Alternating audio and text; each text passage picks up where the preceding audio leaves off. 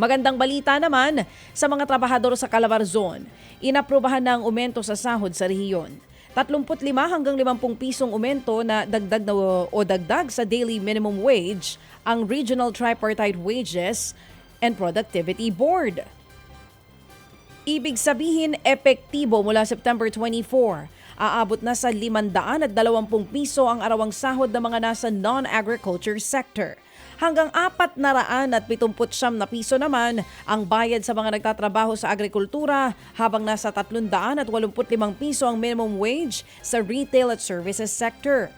Depende sa klasifikasyon ng lugar ang taas sahod. Inaprubahan ito kasunod ng pagtaas ng presyo ng mga bilihin. Higit 700,000 trabahador sa rehiyon ang makikinabang sa aumento sa sahod. Ted Filon at DJ Chacha ngayon nasa Radyo 5 92.3 News FM Monday to Friday 6 to 10 a.m.